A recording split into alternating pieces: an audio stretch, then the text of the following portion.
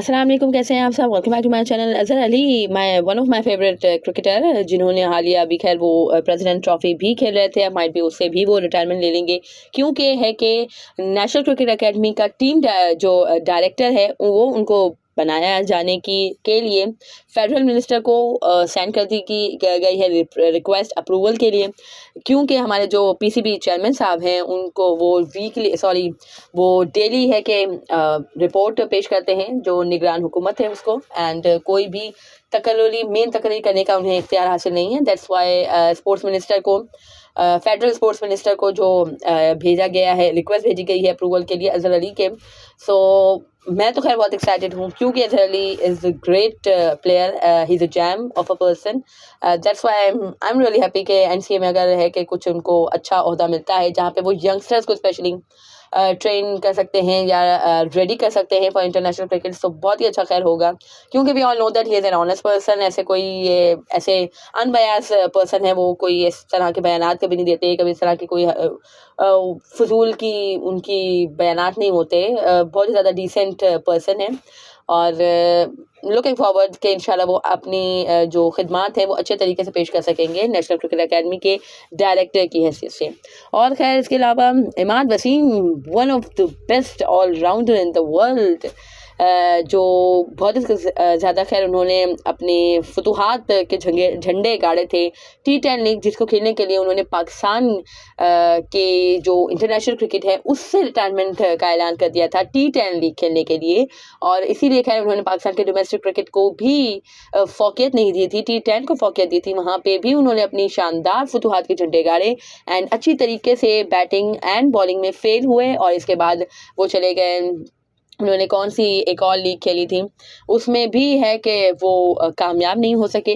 Then अब है कि वो बिग बैश लीग खेल रहे हैं, वहाँ पे भी वो बुरी तरह से नाकाम हो रहे हैं। कुछ मैं उनके देख ही रही थी, कल वो बॉलिंग करा रहे थे तो 3 ओवर्स में 21 रन उन्होंने दिए थे एंड कोई विकेट उन्होंने नहीं ली थी।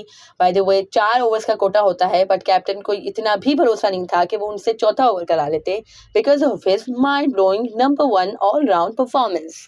तो खैर जो भी हमारे जो लोग हैं जो बहुत ही बातें करते हैं इमाद वसीम को कोई एक बहुत ही दुनिया से आला और अल्फा क्रिकेटर साबित करने के लिए एड़ी चोटी का जोर लगाते हैं, उनको एटलीस्ट इस तरह की जो परफॉर्मेंस उनकी चल रही है उस पर नज़रसानी करनी चाहिए, उस पर देखना चाहिए, उसको फॉलो करना चाहिए कि भाई एक बंदा जो लीग क्रिकेट में परफॉर्मेंस नहीं दे सक रहा है उसको आपको लगता है कि इंटरनेशनल में इतनी अच्छी परफॉर्मेंस देता है कि हमें वर्ल्ड कप विन करा देता।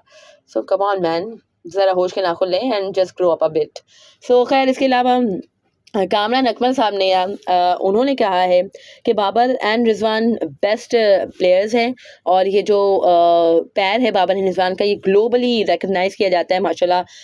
दुनिया में सबसे ज़्यादा 50+ पार्टनरशिप इन लोगों ने की हुई हैं, that too in fewer innings, and दुनिया में सबसे ज़्यादा 100+ पार्टनरशिप्स हैं बाबर एंड रिजवान की, एंड दुनिया की सबसे ज़्यादा अभी तक की T20I फॉर्मेट में कामयाब तरीन जोड़ी है माशाल्लाह बाबर आजम एंड रिजवान की। बट वही बात है, हमारे पाकिस्तान में एक जो चीज़ अच्छी चल रही हो तो लोगों को मज़ा नहीं आता, तो दैट्स व्हाई है कि सब सोच रहे हैं कि बाबर एंड रिजवान की ओपनिंग जोड़ी को तोड़ा जाए, तो भाई तोड़ रहे हैं। एंड खैर मैं भी थोड़ा सा इसके हक में हूँ ही कि चलो एक्सपेरिमेंट करने में कोई हर्ज नहीं है, अनटिल अनलेस कि आप है कि परमानेंट तौर पे इन दोनों की जोड़ी को ब्रेक ना करो। जब आपको मेन आपका पॉइंट आएगा तो आपको बाबर एंड रिजवान के साथ ही जाना चाहिए, दैट्स व्हाट आई थिंक।